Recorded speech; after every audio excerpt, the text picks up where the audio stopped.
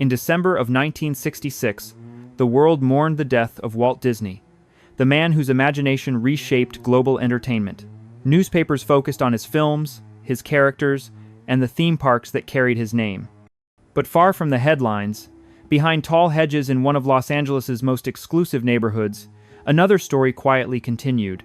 A story that unfolded not on a movie screen or a theme park map, but inside a private home few people ever truly understood. At 355 North Carolwood Drive, Walt Disney lived for nearly 2 decades. It was here that he escaped the pressures of running a massive studio. Here that he watched his daughters grow up. Here that he built a working railroad in his backyard, not as a novelty, but as a deeply personal project rooted in childhood memory and creative philosophy. This mansion was not just a residence. It was a laboratory for ideas, a refuge for a restless mind, and the birthplace of concepts that would later shape Disneyland and beyond. Yet today, the house is gone, demolished, replaced by something larger, grander, and entirely disconnected from the life once lived there. What remains are fragments: a tunnel buried underground, a barn moved piece by piece to a museum, a locomotive sitting silently behind glass, and with them, unanswered questions. What really happened inside Walt Disney's forgotten mansion? Why did it matter so deeply to him? And how did this private space influence some of the most important creative decisions of the 20th century? This documentary explores the hidden history of the Carolwood estate, not the myth of Disney the brand, but the reality of Disney the man. The ambitions, the contradictions, the joys, and the quiet tragedies that unfolded behind closed doors, far from the public eye. If you're drawn to the hidden histories behind famous names, the places where power, creativity, and personal life quietly collide, make sure to subscribe. This channel explores the untold stories that history left behind, and this is only the beginning. In the years before the world came to know Disneyland, before castles and fireworks and televised Sunday nights, Walt Disney was searching for something quieter, something private, something that belonged only to him and his family. By the late 1942, the success of the Disney studio had transformed him into one of the most powerful figures in Hollywood. But power did not bring peace. The studio demanded constant attention. Every film required innovation. Every failure felt personal. Walt was admired, but he was also isolated. Fame surrounded him, yet left little room to breathe. It was during this period that Walt Disney made a decision that would shape the most personal chapter of his life. He would build a home not as a symbol of wealth, but as a refuge. Not a palace for entertaining Hollywood elites, but a private world where imagination could slow down, take physical form, and be shared only with those closest to him. The property he chose sat in Holmby Hills, a secluded enclave bordered by Beverly Hills and Bel Air. It was one of Los Angeles' most exclusive neighborhoods, known for privacy, winding roads, and homes hidden behind hedges and gates. The 5-acre lot at 355 North Carolwood Drive offered something Walt valued more than prestige: space. Room to build, room to experiment, room to disappear. Unlike the grand estates of other studio executives, the Carolwood house was not designed to overwhelm. Architect James Dolina created a modern, split-level home that blended into the hillside rather than dominating it. At roughly 5,500 square feet, it was comfortable but restrained by Hollywood standards. The real significance of the property was not the house itself, but what would happen around it. Inside, the home reflected a carefully controlled balance between work and family. Walt's private office was filled with storyboards, sketches, and film reels. A screening room allowed him to review footage away from the studio, bringing his work home without fully surrendering domestic life to business. Lillian's spaces, by contrast, were warm and inviting. She hosted card games, dinners, and gatherings that anchored the family in a sense of routine. Dinner was served at the same time each evening. Walt made a point of being there. To outsiders, the home seemed calm, even ordinary. But beneath that surface, something unusual was taking shape. Walt Disney had never stopped thinking about trains. From his childhood in Marceline, Missouri, the sound of locomotives had represented movement, escape, and possibility. Trains were order and imagination combined. They followed strict rules, yet carried people into new worlds. For Walt, they were not nostalgia. They were philosophy. At Carolwood Drive, that philosophy found physical form. What began as a casual idea soon became an obsession. Walt envisioned a fully operational miniature railroad winding through his backyard. Not a toy, not a display. A real steam railroad, scaled down but engineered with precision. Tracks would curve around trees, cross trestles, pass through tunnels, and disappear into landscape terrain. A barn would serve as a workshop and control center. The railroad would operate on schedules, carry passengers, and function as a complete system. This was not escapism, in the childish sense. It was control. In a studio environment where compromises were constant and deadlines relentless, the railroad answered to no one but Walt. Every bolt, every curve of track, every switch was deliberate. If something failed, he fixed it with his own hands. If something worked, it worked because he understood it. The railroad also revealed something deeper about Walt Disney that the public rarely saw. He was not content to imagine systems. He needed to build them, physically, tangibly. He spent evenings in machine shops learning metalwork and machining. He studied historical blueprints. He tested components repeatedly. This was not leisure, it was discipline disguised as play. At home, the railroad changed the rhythm of family life. Weekends became gatherings. Friends, colleagues, and children filled the property. The sound of steam whistles echoed through the hills. Laughter followed the tracks. Walt operated the train himself, often dressed casually, entirely removed from the corporate persona the public recognized. In those moments, he was not an executive. He was an engineer, a host, a father. Yet even in joy, there were rules. Safety mattered, precision mattered. The railroad was welcoming, but never careless. Walt's insistence on control extended to every detail. This insistence would later define his approach to theme parks, but at Carolwood, it remained intensely personal. Inside the house, evenings were quieter. After guests left, Walt and Lillian would sit together watching television or reviewing plans. The house was not filled with extravagance, but with familiarity. It was where Walt felt least observed, least judged, least required to perform. But privacy has its cost. As the railroad grew in complexity, so did the responsibility that came with it. The Carolwood estate became known in Hollywood circles as a curiosity. Articles were written. Visitors requested invitations. The line between personal refuge and public fascination began to blur. What had been built as an escape slowly attracted attention. And Walt Disney, who had spent his life perfecting public experiences, found himself confronting something he could not fully control: risk. The railroad was no longer just for family. Children rode it. Guests operated it. The margin for error narrowed. For a man whose work revolved around delight, the possibility of harm weighed heavily.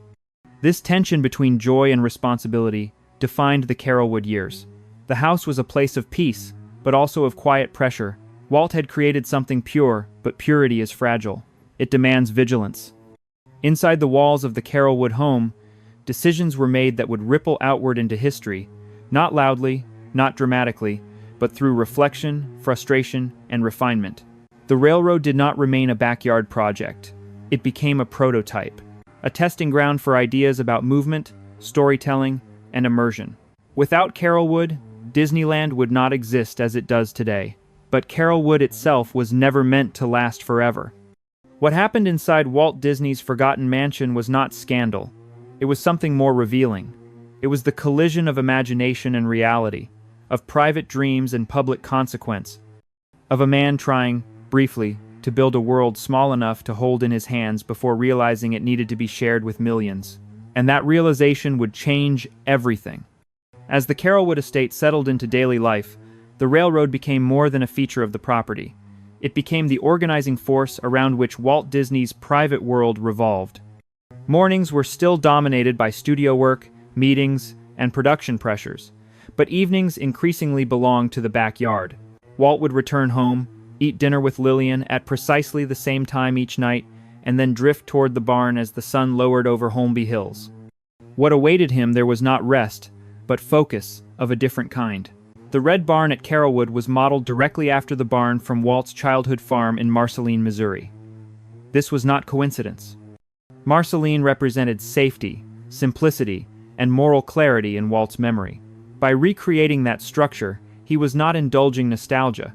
He was reconstructing a psychological anchor. Inside the barn, the world made sense. Systems were mechanical, not political. Problems could be solved with tools instead of compromise. The Carrollwood Pacific Railroad was engineered to operate like a real railway. Track gauges, gradients, switches, and trestles were all designed with historical accuracy. Walt insisted on authenticity, even when it made construction more difficult. He rejected shortcuts. When contractors suggested cheaper alternatives, he dismissed them outright.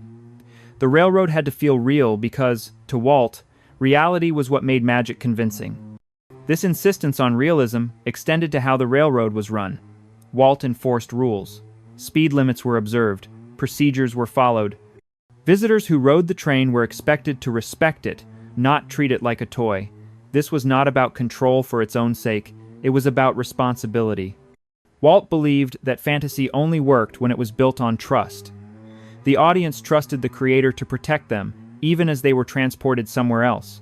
The locomotive at the center of this world, the Lily Bell, embodied that philosophy. Built to 1/8 scale but fully functional, it burned real coal, produced real steam, and required real maintenance. Walt knew every inch of it. He had shaped its wooden cab with his own hands, machined components late into the night, and learned skills far outside his formal training. The locomotive was not delegated, it was personal. Guests who visited Carrollwood often commented on how different Walt seemed there. At the studio, he was intense, demanding, often impatient. At home, on the railroad, he was calm, engaged, almost gentle. He explained how things worked, he answered questions, he laughed more easily. The pressures of leadership fell away when he stood beside the tracks. Children were especially drawn to the railroad. Walt noticed how they reacted to movement, sound, and anticipation. He watched how tunnels created suspense, how curves revealed scenery gradually, how elevation changed perspective. These observations were not idle. Walt was studying human behavior, even here. The backyard railroad became a laboratory for understanding how people experience space. But the more successful the Carrollwood Pacific became as a gathering place, the more complicated it grew. Invitations expanded beyond close friends. Word spread. People wanted to see it. Hollywood executives, politicians, engineers, and railroad enthusiasts all passed through the gates. The line between private sanctuary and public attraction blurred further with each visit. This created a quiet tension inside the house. Lillian had supported Walt's railroad reluctantly at first, then with increasing tolerance, but she never fully shared his obsession. She valued order, beauty, and privacy. Her gardens were meticulously planned. Her card games followed strict routines. She had agreed to the railroad through compromise, even humor, but she had not agreed to surrender the home entirely to it. The famous right-of-way agreement that Walt drafted was playful in tone, but serious in implication. It formalized boundaries inside a marriage where love coexisted with negotiation. Walt respected Lillian enough to document the terms. Lillian respected Walt enough to sign them. This balance defined their relationship. Neither dominated completely. Both adapted. Inside the home, this balance held. Outside, around the tracks, the balance grew harder to maintain. As more people rode the train, the margin for error narrowed. Walt knew this. He compensated with vigilance. He supervised operations closely. He limited who could operate the locomotive. He adjusted track layouts to improve safety. Still, the railroad existed in a space it was never meant to occupy, a private system functioning as a semi-public experience. In early 1953, that tension reached its breaking point. A visitor, given permission to operate the Lily Bell, misjudged a curve. The locomotive derailed. Steam escaped violently. A young child ran through it and was burned. The injuries were minor. The incident passed quickly, but for Walt, it was devastating. The railroad had violated its purpose. Walt had built the Carrollwood Pacific to bring joy, not harm. The idea that his creation had injured a child, even briefly, struck at the core of his identity. This was not a business liability. It was a moral failure in his own eyes. Within days, he made a decision that surprised everyone. The railroad would close. No more rides, no more guests, no more children on the tracks. The Lily Bell was removed and sent back to the studio. The train stopped running. The barn, once alive with activity, fell silent. The tracks remained, winding through the property like the outline of a vanished idea. For those around him, The decision seemed extreme. Accidents happened. The child was fine. But Walt did not measure risk the way others did. If something could hurt a child, it did not belong in a place he controlled. The closure marked a turning point in the Carolwood years. The home remained. The gardens flourished. Family life continued. But the heart of the estate had stopped beating. Walt still walked the grounds. He still looked at the tracks. But the sanctuary he had built no longer served its original function. And yet, the dream did not die. What happened next would reshape Walt Disney's ambitions entirely. The lessons of Carolwood did not disappear with the trains. They were absorbed, refined, and redirected. The backyard railroad had shown him what worked, what failed, and what was possible. If a railroad could bring joy in a private yard, what could it do on a larger scale? If landscapes could tell stories through movement, what might happen if an entire environment were designed that way? If families responded to shared experiences rather than passive entertainment, could a place be built around that idea? These questions followed Walt out of Carolwood and into the next phase of his life. The mansion had given him clarity. It had also given him limits. And Walt Disney had never been a man content with limits. The tracks at Carolwood would never run again, but they had already done their work. When the train stopped running at Carolwood, something subtle but irreversible shifted inside Walt Disney. The closure of the railroad was not dramatic. There was no announcement, no farewell gathering, no final ceremonial ride. The Lily Bell was simply removed. The barn doors closed. The tracks were left in place, quiet and unused. To outsiders, it may have appeared as a temporary pause.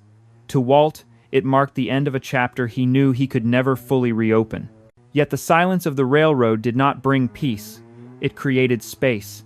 And Walt Disney had never been comfortable with empty space for long. In the months that followed, Walt spent more time alone. He walked the Carolwood property slowly, often at dusk, tracing the curves of the unused track with his eyes. He studied the tunnel beneath Lillian's garden, still intact, still solid, still capable of carrying a train that would never pass through it again.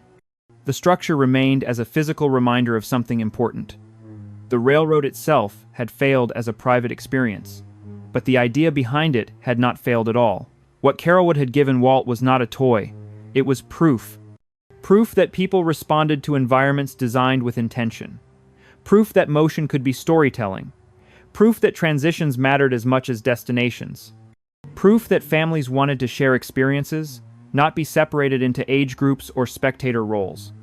Proof that scale could change emotion, and that detail could create belief. Walt did not talk about this openly. He rarely articulated his thinking in philosophical terms. Instead, he worked, he sketched, he refined. Carolwood became a place of reflection rather than experimentation. The experiments were already complete. At the studio, Walt began shifting his focus. Animation, once his primary creative outlet, no longer held the same urgency. He was still involved, still demanding, but his energy increasingly flowed elsewhere. He attended meetings distracted. He asked different questions. He spoke more often about space than story, about movement rather than frames. Those closest to him noticed the change. He talked about a place that did not yet exist, a place outside the studio system, a place that could never be stolen by a distributor, mismanaged by an executive, or compromised by outside interests. A place he could design from the ground up, controlling every detail the way he had controlled the Carolwood Pacific, but on a scale large enough to absorb the risks that had ended the backyard railroad.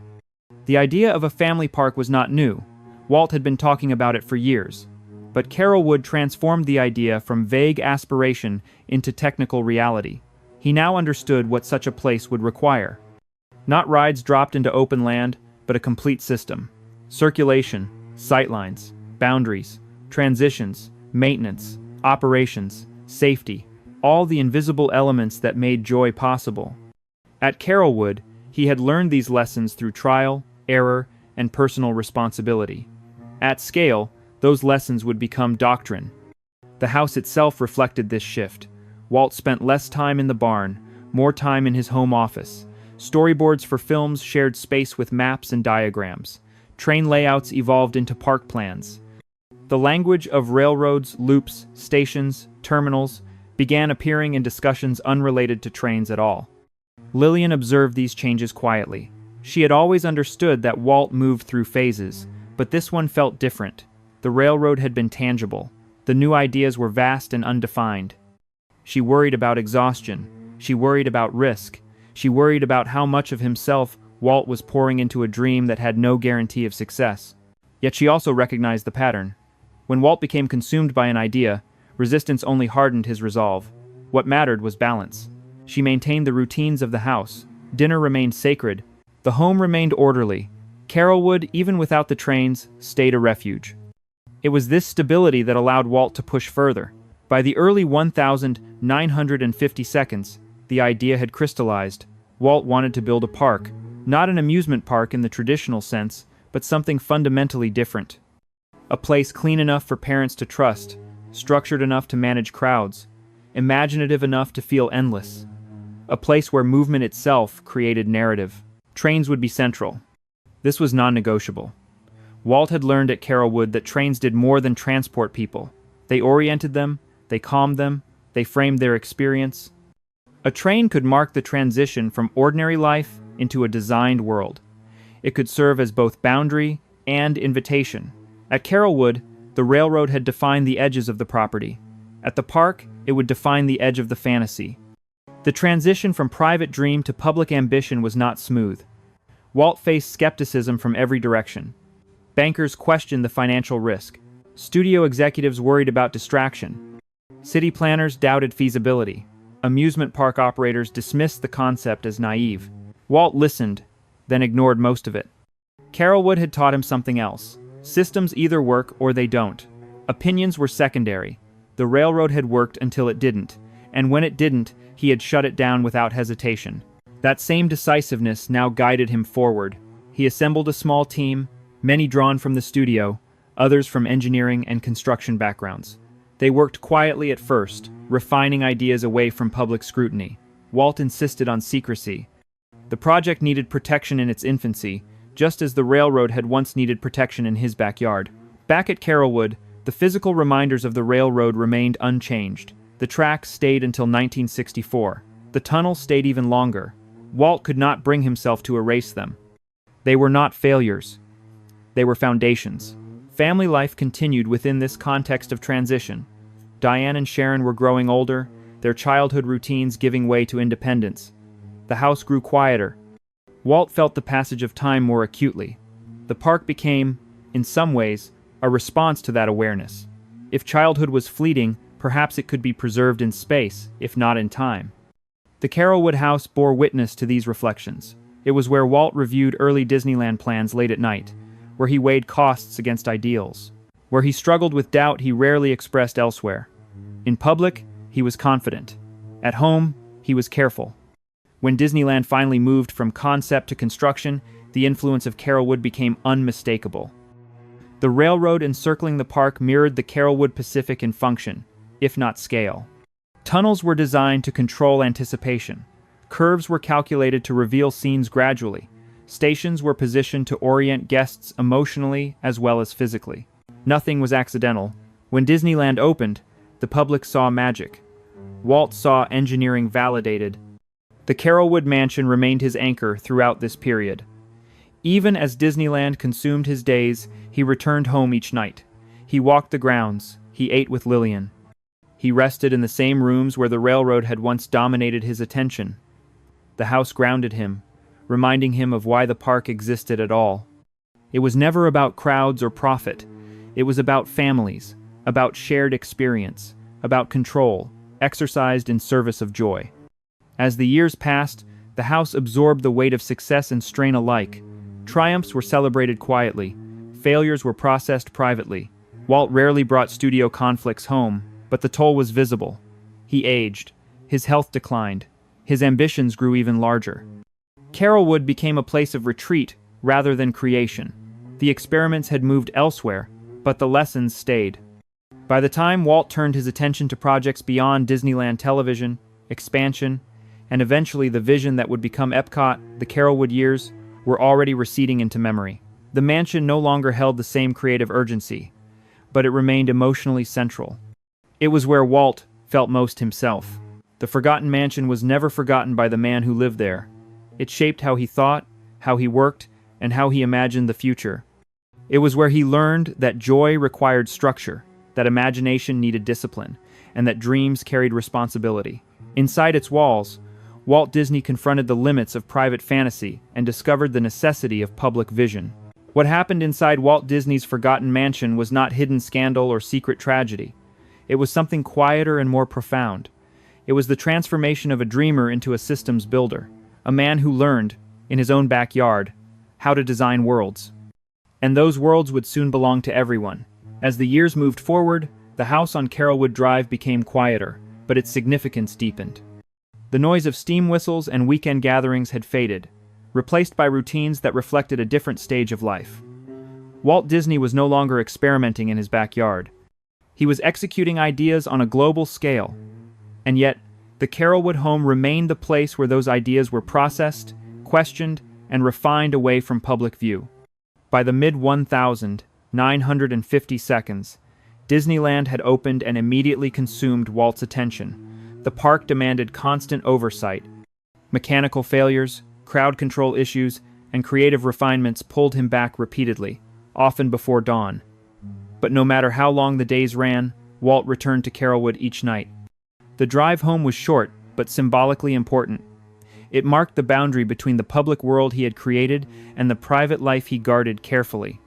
Inside the house, Walt reviewed park reports the way he once reviewed railroad schematics. He studied guest flow patterns, breakdown logs, and maintenance schedules. The same mentality that had governed the Carolwood Pacific now governed Disneyland. Everything had to function as a system. If one element failed, it threatened the illusion as a whole. Carolwood had taught him that illusion depended on trust. That lesson shaped not only Disneyland's design, but also how Walt managed people. He demanded loyalty, precision, and emotional investment. Those who worked closely with him often described him as exhausting, but also inspiring. He expected others to care as deeply as he did. When they did not, he withdrew. When they did, he rewarded them with trust and responsibility. At home, however, the expectations softened. Lillian was not part of the studio hierarchy. She was his equal. She had been there before success and remained unmoved by it. She grounded Walt in realities that no park or film could replace. Meals were shared, conversations were ordinary, television evenings became a ritual as the years passed. The Carolwood house absorbed both triumph and tension. It was where Walt celebrated milestones quietly rather than publicly. It was also where he retreated when frustration overtook him. He did not rage at home. He reflected. As Disneyland grew, so did the distance between Walt and the studio's animation department. Younger animators began to carry the creative load. Walt respected their talent but felt increasingly detached from the medium that had defined his early career. He was no longer satisfied telling stories on a screen. He wanted environments people could step into. This shift worried some of those closest to him. They wondered whether Walt was abandoning animation entirely. At Carolwood, these doubts surfaced in conversations late at night. He spoke about cities, transportation, and human behavior more than characters or plots. His imagination had expanded beyond storytelling into systems thinking. The mansion became a place where those ideas could exist without judgment. By the early 1960 seconds, Walt's ambitions had grown even larger. Disneyland was successful, but he viewed it as incomplete. It was landlocked, subject to local regulations. Vulnerable to external development, he wanted something bigger, something self-contained, something that could test ideas about how people lived, moved, and interacted. That idea would eventually become the Florida Project. At Carolwood, Walt sketched concepts that had little to do with entertainment. Transportation hubs, residential zones, industrial areas separated from living spaces. Pedestrian systems isolated from automobile traffic. These were not park attractions. They were urban planning principles. The house witnessed this evolution quietly. The railroad tunnel beneath Lillian's garden remained intact, a reminder of the first system Walt had ever built entirely for himself. Now he was designing systems meant for tens of thousands, then hundreds of thousands, of people. The irony was unmistakable. The backyard railroad had closed because it could not safely accommodate the public. The Florida Project was conceived precisely because Walt believed safety, order, and imagination could coexist at scale if designed correctly. Carolwood had shown him both the danger of uncontrolled access and the power of carefully managed experience. As the 1,960 seconds progressed, the physical house aged, but the routines inside it remained remarkably consistent. Walt still ate dinner at the same time. He still valued punctuality. He still reviewed plans at home rather than delegating entirely. The structure of his personal life mirrored the structure he sought in his projects. Health, however, began to intrude. Years of heavy smoking and relentless work took their toll. Walt's energy waned. Pain from old injuries resurfaced. At Carolwood, Lillian noticed changes before anyone else. Fatigue lingered longer. Concentration slipped. Walt pushed through it, as he always had, but the cost was visible. Even then, the house remained a place of work as much as rest. Walt continued sketching ideas for the Florida project, later known as Epcot, the experimental prototype, community of tomorrow. Unlike Disneyland, Epcot was not meant to be a destination. It was meant to be lived in. The Carolwood home became the site of some of Walt's most ambitious thinking, not in formal meetings, but in solitary hours spent refining ideas no one else fully understood yet. He believed cities could be better, cleaner, more efficient, more humane. The same philosophy that had shaped his backyard railroad now shaped his vision for urban life. Movement mattered, order mattered, transitions mattered. When Walt spoke publicly about Epcot, his language echoed lessons learned decades earlier. He emphasized flow, separation of functions, continuous improvement. He rejected stagnation. Epcot, like the railroad, was meant to evolve. Back at Carolwood, the physical reminders of earlier dreams remained quietly present. The tracks were still there until 1964. Walt did not remove them himself. When they were finally donated, it was done without ceremony. The tunnel stayed. The barn remained for a time longer. The house accumulated layers of memory rather than replacing them. This resistance to erasure defined Walt's relationship with the property. He rarely renovated, he preserved. The house did not need to be modernized to remain relevant. Its value was emotional, not architectural. When Walt's illness became undeniable in 1966, the Carolwood home took on a different weight. It became a place of retreat, in the most literal sense. He spent time resting, looking out at the gardens Lillian had cultivated over years. He continued sketching ideas, even as his strength declined. The house had witnessed his greatest private joy and his most expansive ambitions. Now it bore witness to his decline. Walt did not speak openly about death. He avoided funerals. He avoided sentimentality. At Carolwood, life continued as normally as possible. Routine was a form of resistance. He believed that as long as he kept thinking forward, time could be held at bay. Even in his final weeks, the house was not a place of despair. It was a place of planning, of imagining what might come next. The walls had absorbed decades of ambition and now reflected it back quietly. After Walt's death, Carolwood entered its longest and quietest chapter. Lillian remained.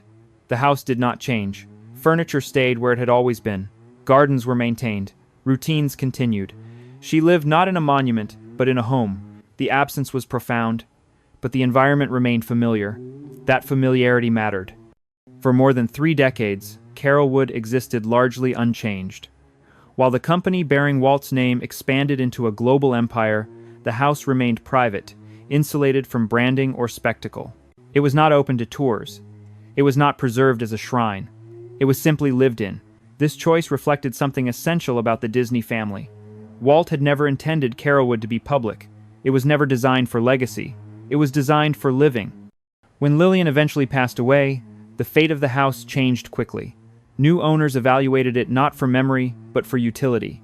Structural issues were discovered, modern standards were applied. The conclusion was swift. The house was demolished.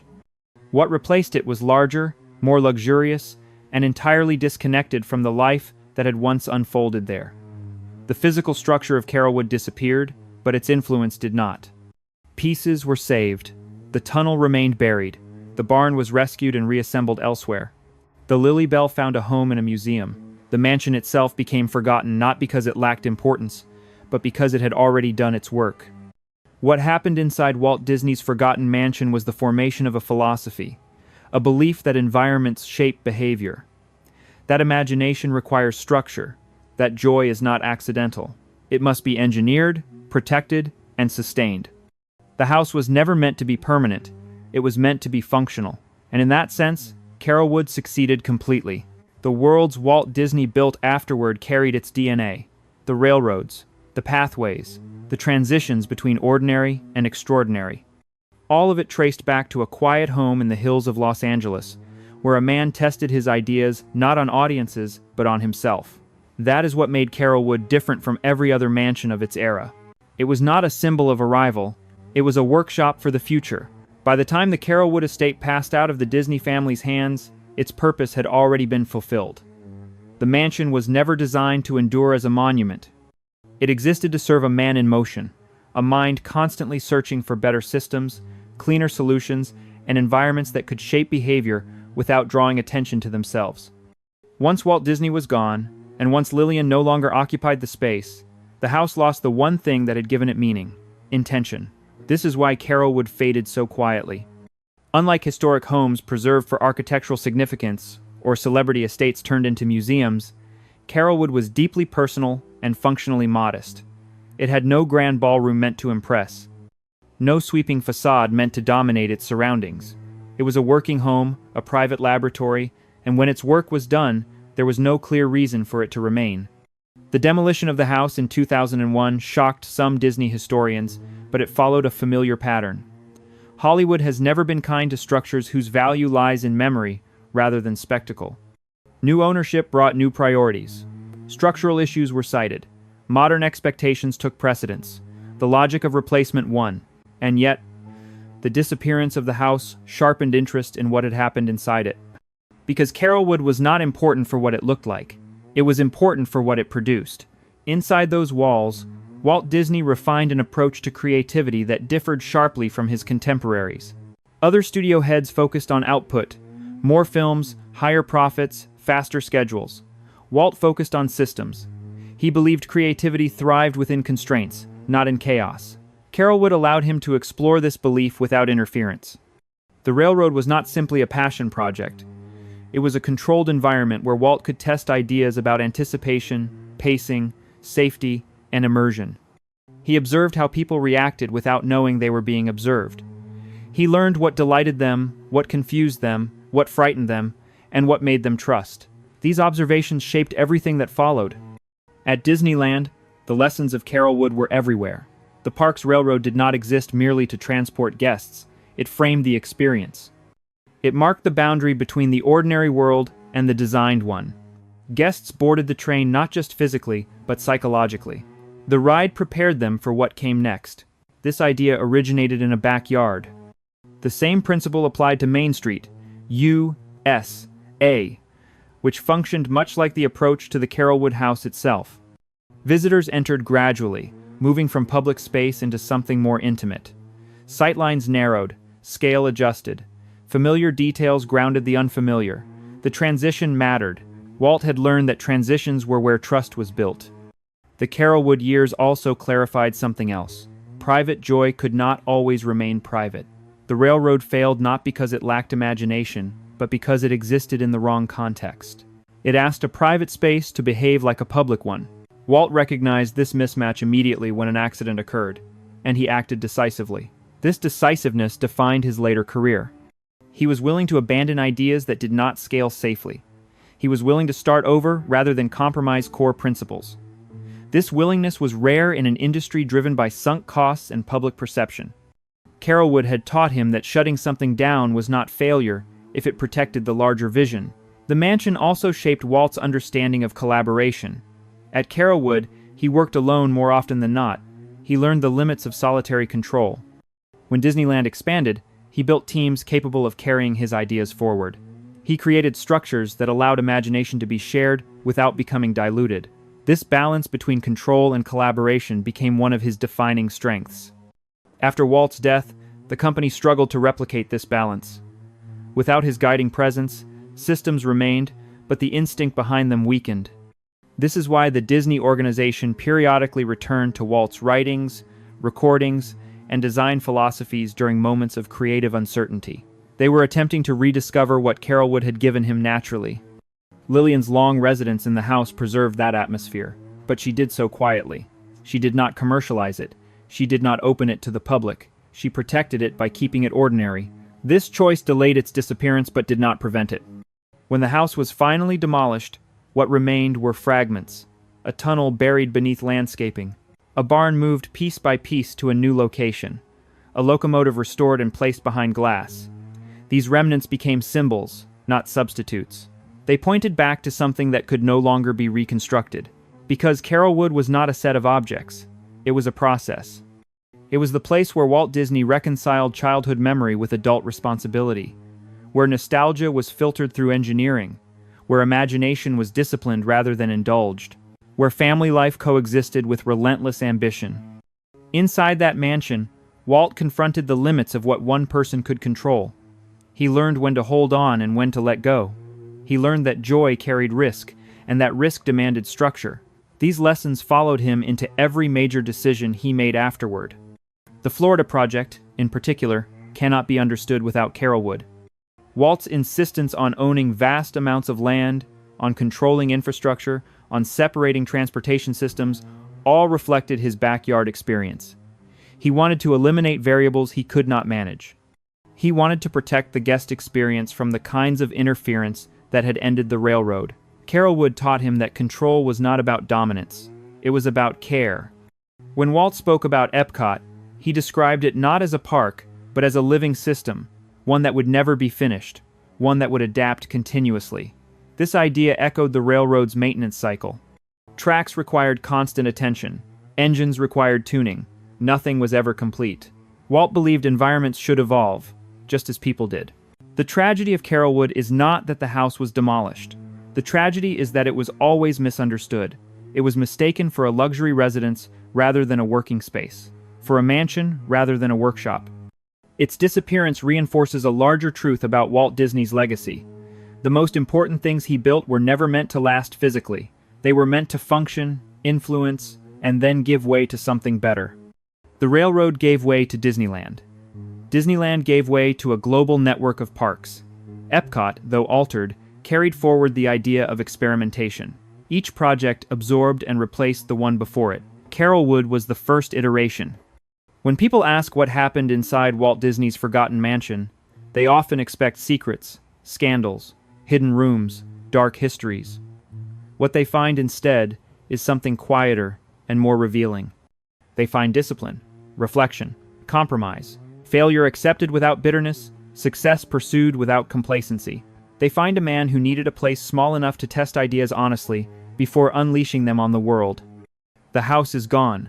The land has changed. New walls stand where old ones once held memory. But the influence of Carolwood remains embedded in every Disney park, every carefully designed queue, every transition that feels natural rather than forced. That is why the mansion matters. Not because it was grand, but because it worked, and because, for a brief period, it allowed one of the most influential creative minds of the 20th century to be exactly who he was when no one was watching. In the years after the demolition of the Carolwood house, the story of what had happened there began to drift further into abstraction. With the physical structure gone, memory replaced evidence. Recollections became simplified, details softened. What had once been a living environment was reduced to anecdotes and artifacts, separated from the daily rhythms that had given them meaning. Yet the absence of the house clarified something essential. Carolwood was never important because it was Walt Disney's home. It was important because it was where Walt Disney learned how to think differently from everyone else around him. Hollywood, in the mid-20th century, was driven by spectacle and personality. Power was expressed through excess. Success was measured by visibility. Walt moved in that world, but he did not belong to it in the same way. The Carolwood years exposed the distance between his public image and his private instincts. He was not energized by attention. He was energized by systems functioning exactly as intended. Inside the mansion, Walt's daily habits revealed this clearly. He did not pace or scheme the way studio legends were often portrayed. He sat, he watched, he adjusted. He believed that if the environment was designed correctly, behavior would follow naturally. There was no need to force emotion. It would emerge on its own. This belief ran counter to much of Hollywood thinking at the time. Studios focused on scripts, stars, and marketing. Walt focused on flow. He believed that if people moved through space the right way, the emotional response would take care of itself. That belief was born at Carolwood. The Backyard Railroad demonstrated how anticipation worked. Curves slowed perception, tunnels reset attention, elevation altered emotion. Walt did not need focus groups to understand this. He watched children. He watched adults. He observed where they leaned forward, where they relaxed, where they smiled without realizing it. These observations were never written down formally, but they became embedded in his thinking. When Disneyland was later criticized for being overly controlled, Walt did not deny it.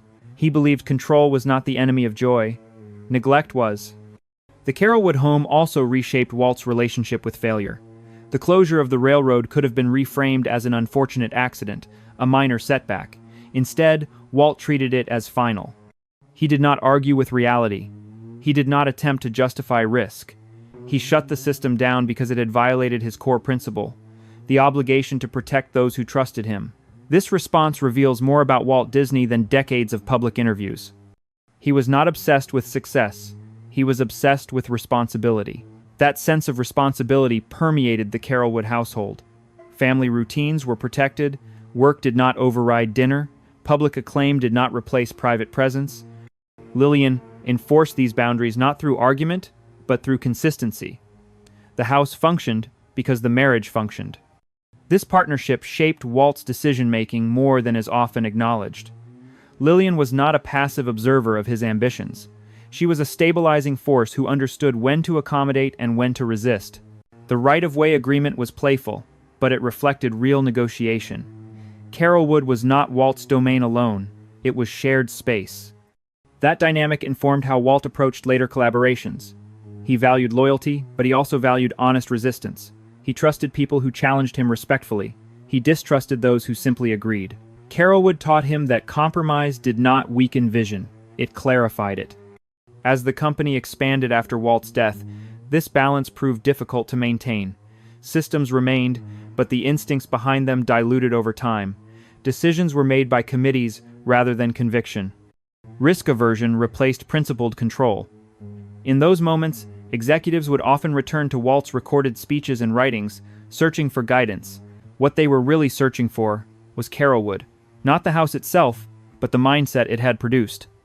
Because Carolwood represented a moment when Walt Disney's ambitions were perfectly scaled to his capacity to oversee them personally. He could see everything.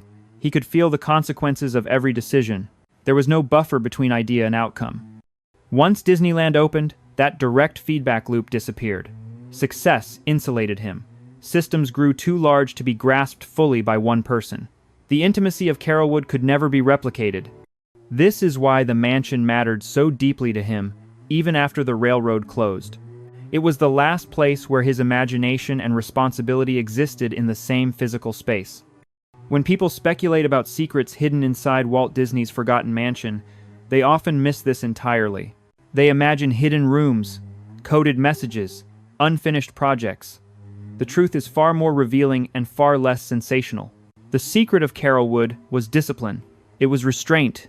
It was a man deliberately limiting scale so that quality could be absolute. That approach shaped not only Disneyland, but the way Disney parks continue to operate decades later. Every park is built as a system, not a collection of attractions. Transitions are protected. Sightlines are controlled. Maintenance is constant. Illusion is preserved through vigilance. These principles did not originate in corporate strategy meetings. They originated in a backyard where a man ran a train slowly enough to watch people's faces. The removal of the house erased the physical reminder of this origin, but it did not erase its influence. The tunnel still exists beneath the new landscaping, hidden and unused. It is an apt metaphor. The most important elements of Walt Disney's legacy are not visible. They operate beneath the surface, shaping experience without demanding attention. The Carolwood Barn, now reassembled in a public park, offers visitors a glimpse into this hidden world. The tools remain. The workbench stands. The space feels modest, almost plain. It is not the workshop of a tycoon, it is the workshop of a craftsman. That distinction matters. Walt Disney did not see himself as a mogul, he saw himself as a builder. Carolwood allowed him to live that identity fully, without interruption. The Lily Bell locomotive, now preserved behind glass, represents another paradox. It is admired as an artifact, yet it was never meant to be static. It was meant to move. Its stillness underscores the difference between preservation and purpose. The train fulfilled its purpose long before it became an exhibit. The same is true of the house. Carolwood did not fail because it was demolished. It succeeded because it changed how Walt Disney thought about the world. It taught him that imagination required structure, that safety enabled joy, and that private experimentation could lead to public transformation. These lessons extended beyond entertainment. They influenced how Walt approached education, transportation, and urban planning. Epcot was not a theme park concept at its core.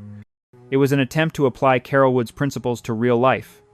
Controlled systems, continuous improvement, human-centered design. That vision was never fully realized, but its ambition reflected everything Walt had learned in his backyard. In the end, the Forgotten Mansion was not forgotten by history. It was absorbed. Its ideas live on in places where millions of people experience them without knowing their origin. In the way a park guides movement without signs. In the way anticipation is built through space rather than noise. In the way families share experiences rather than waiting separately. These are not accidents. They are the legacy of Carolwood. What happened inside Walt Disney's Forgotten Mansion was not mystery or myth. It was method. A method refined quietly, away from cameras and crowds. A method born of childhood memory, adult responsibility, and relentless curiosity. A method that transformed entertainment not by demanding attention, but by earning trust. The house is gone. The method remains. And that is why Carolwood still matters. What followed after Carolwood was erased from the landscape was not silence, but reinterpretation. As years passed, the absence of the house invited myth-making. Without walls to anchor memory, the story of Carolwood became elastic. People filled the gaps with speculation, exaggeration, and nostalgia. Yet the reality of what occurred there remains far more instructive than any legend. Carolwood represents the last place where Walt Disney's private life and creative process overlapped completely. Before that house, he was still climbing.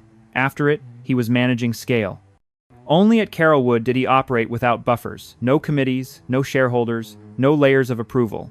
Decisions were immediate. Consequences were visible. This environment shaped his thinking in ways no studio, office, or theme park ever could. It is important to understand that Walt Disney did not seek comfort in the conventional sense. He did not relax by disengaging. He relaxed by concentrating on something tangible, something mechanical, something he could perfect through effort rather than persuasion. The railroad served that need. When it closed, the need did not disappear. It migrated. The mansion itself absorbed that transition. The barn fell quiet, but the house remained active intellectually. Walt spent evenings sketching, annotating, revising. He was no longer building models with his hands, but he was still constructing systems in his mind. Carolwood became a space of consolidation, where ideas were distilled before being deployed elsewhere. This shift reveals a crucial aspect of Walt Disney's character. He did not confuse personal attachment with creative necessity. When the railroad became unsafe, he shut it down. When animation no longer satisfied his ambitions, he redirected his focus. When Carolwood no longer served as a laboratory, he allowed it to become simply a home. He did not cling to forms once they stopped serving their purpose. That discipline separated him from many of his contemporaries. Hollywood history is filled with figures who refuse to let go of styles, of methods, of control. Walt Disney evolved continuously, even when that evolution meant abandoning things he loved. Carolwood taught him that sentimentality could not override responsibility. That lesson guided him until the end of his life. Inside the mansion, Walt confronted limits that success could not erase. He could not protect everyone. He could not anticipate every risk. He could not scale intimacy indefinitely. These realizations did not discourage him. They sharpened him. The Florida Project was born directly from these constraints. It was an attempt to regain the control Carolwood had provided, but at a scale large enough to accommodate millions safely. Ownership of land, control of infrastructure, separation of systems, all reflected a desire to eliminate the vulnerabilities that had ended the backyard railroad. In this sense, Carolwood was not a failure. It was a prototype. Prototypes are not preserved. They are tested, learned from, and replaced. This perspective reframes the demolition of the house. It was not an erasure of history. It was the final step in a process that had already completed its function. The house had done its work decades earlier. Its physical survival was irrelevant to its influence. The fragments that remain, the tunnel, the barn, the locomotive, are valuable not as relics, but as reference points. They allow us to trace ideas back to their origin. They remind us that the most influential systems often begin in modest spaces, shaped by one person's willingness to test assumptions privately before exposing them publicly. The tunnel beneath the garden is perhaps the most telling remnant. It was built not for spectacle, but for compromise. It represents negotiation, adaptation, and respect, qualities often overlooked in narratives about visionary leaders. Walt Disney did not impose his will unilaterally. He adjusted. He rerouted. He accepted constraints. The tunnel exists because he valued partnership over convenience. That same mindset later shaped how he worked with engineers, designers, and collaborators. He demanded excellence, but he also listened. He understood that systems worked best when they accounted for human needs, not just technical ones. Carolwood also reveals how deeply Walt valued boundaries. He believed fantasy required containment. Without clear edges, imagination dissolved into chaos. The railroad looped intentionally. The park would later do the same. Boundaries created safety. Safety enabled freedom. This principle extended into his personal life. The house was not open to the public. It was not a showcase. It was bounded. Within those boundaries, creativity flourished. Outside them, Walt performed his public role.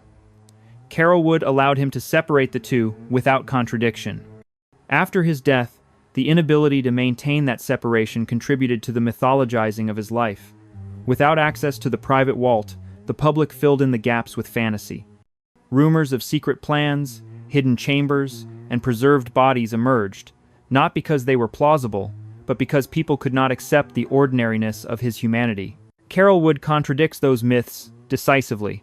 What happened inside the mansion was not secretive or strange. It was methodical. It was domestic. It was disciplined. Walt Disney's greatness did not arise from eccentric mystery. It arose from relentless attention to detail, paired with moral clarity about responsibility. The house also underscores the role of Lillian Disney in sustaining that clarity. She was not a spectator. She was a stabilizing force who protected the private space where Walt could think freely. Her decision to remain in the house for decades after his death preserved its integrity long enough for its influence to fully propagate through the company and beyond. When the house was finally sold and demolished, that chapter closed completely. But by then, its lessons had already been institutionalized. Disney parks around the world operate on principles first tested at Carolwood: flow, anticipation, safety, maintenance, continuous improvement. These are not branding strategies. They are operational philosophies. Even critics of Disney's corporate evolution unknowingly engage with Carolwood's legacy when they comment on the park's control or predictability. What they perceive as rigidity is the direct descendant of Walt's insistence that joy must be protected from randomness. That insistence was born in a backyard where a man realized that even a small system could cause harm if not carefully governed. What happened inside Walt Disney's forgotten mansion was the maturation of a worldview, a shift from individual expression to environmental design, from storytelling as narrative to storytelling as experience, from imagination as art to imagination as infrastructure. The mansion is forgotten because it does not fit comfortably into popular narratives about genius. It was not glamorous. It was not tragic. It was purposeful. It reminds us that creativity is not always loud, that the most consequential ideas often emerge in spaces designed for focus rather than display. That leadership can be quiet, iterative, and grounded in responsibility rather than ego. Carolwood was not where Walt Disney escaped from the world. It was where he prepared to reshape it. And that is what ultimately happened inside Walt Disney's forgotten mansion.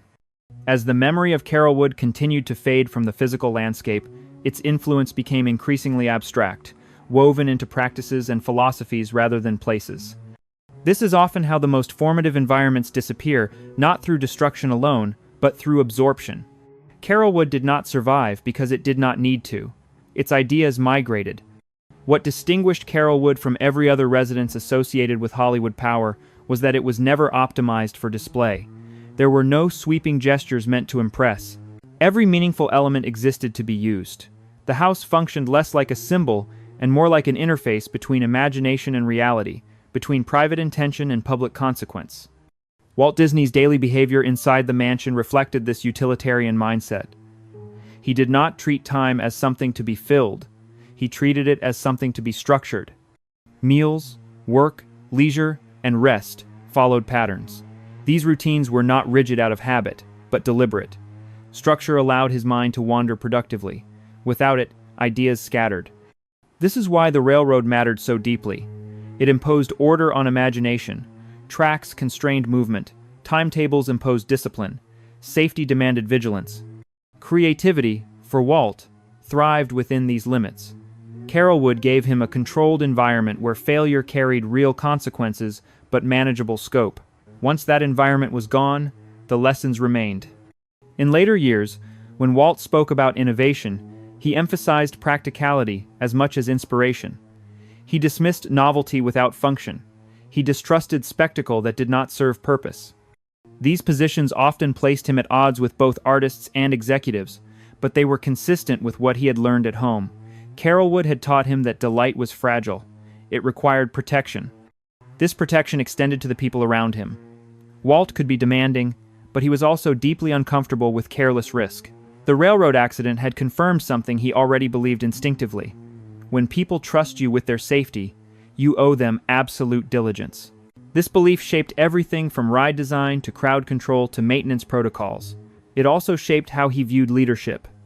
Walt did not lead by charisma alone. He led by expectation. He expected others to take responsibility seriously because he did. Carolwood was the place where this ethic crystallized. He did not delegate safety there, he owned it. That ownership became the moral center of his later work.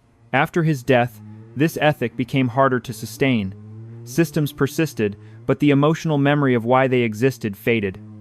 Over time, safety and structure risked becoming bureaucratic rather than principled. The difference is subtle, but significant. Carolwood represented principle. Later implementations often represented policy. This distinction explains why Walt's presence was so difficult to replace. He did not merely approve designs, he embodied the reasons behind them. Carolwood allowed him to test those reasons daily, in private, without compromise. The mansion also reveals how Walt navigated success. He did not equate growth with improvement. Bigger was not automatically better. Carolwood remained modest, even as his wealth increased dramatically. He could have built a larger house. He chose not to. The scale suited his needs. Excess would have diluted focus. This restraint is rarely associated with Hollywood legends, but it was central to Walt's character. He invested in systems, not luxury. When he spent money, it was on infrastructure machines, land, tools, things that enabled creation rather than admiration. Carolwood embodied this priority. The demolition of the house underscores a broader cultural misunderstanding. Society tends to preserve symbols of wealth rather than sites of process. Mansions associated with status are saved. Workshops associated with thinking are erased. Carolwood fell into the latter category. Without visible opulence, its value was not obvious to those who inherited it. Yet the disappearance of the house sharpened interest in its story precisely because it forced a reevaluation. Without architecture to distract, attention turned to behavior. What did Walt actually do there? How did he live? How did he think? The answers challenged the mythology surrounding him. He was not a whimsical eccentric, guided by impulse. He was methodical, cautious, and deeply concerned with responsibility. Carolwood strips away the caricature and reveals a man who believed joy was an obligation, not a byproduct. This belief has profound implications. It reframes entertainment as a moral enterprise. If joy carries responsibility, then creators must anticipate consequences. They must design not only for delight, but for trust. Carolwood was where Walt internalized this responsibility fully. The house also complicates the narrative of genius. Walt Disney's creativity did not emerge fully formed. It evolved through experimentation, failure, reflection, and restraint. Carolwood was not a place of inspiration alone. It was a place of correction. Ideas were tested there and abandoned if they failed. That willingness to discard even beloved projects distinguishes mature creativity from raw talent. Carolwood taught Walt that attachment must yield to judgment. This lesson would echo throughout his career. He canceled projects that no longer aligned with his principles. He reworked concepts repeatedly. He resisted pressures to settle. These decisions were costly and controversial, but they reflected the same discipline he applied in his backyard. The railroad closed because it no longer met his standards. The house remained because it still did. After Walt's death, the inability to preserve that discipline became evident. Without his personal accountability, decisions became diffused. Responsibility spread thinly across departments. The clarity of ownership that defined Carolwood was difficult to replicate at corporate scale. This is why later leaders often struggled to articulate Walt's philosophy beyond slogans. They inherited systems without the formative environment that produced them. Carolwood had provided that environment. The fragments saved from the property barn, tunnel, locomotive serve as anchors to that origin. They are reminders that Walt Disney's legacy was not built solely on imagination, but on structure. Not on whimsy, but on work. Visitors who encounter these remnants today often remark on their modesty. The barn is small, the tools are ordinary. The locomotive is intricate but not ostentatious. This modesty is revealing. It contradicts assumptions about how greatness looks. Greatness, in Walt's case, looked like patience. It looked like evenings spent refining mechanisms, like compromises negotiated with care, like systems tested quietly before being scaled publicly, like accountability accepted without deflection. Carolwood was the environment that made this possible. When people ask what happened inside Walt Disney's forgotten mansion, the most honest answer is that nothing sensational happened, and that is precisely why it mattered. A man worked. He tested ideas. He failed safely. He learned. He adapted. He prepared himself to build something larger than himself. That preparation, invisible to most of the world, shaped entertainment, urban design, and cultural experience for generations. The mansion was forgotten because it was never meant to be remembered. It was meant to function, then disappear. And in doing so, it accomplished exactly what Walt Disney would have wanted.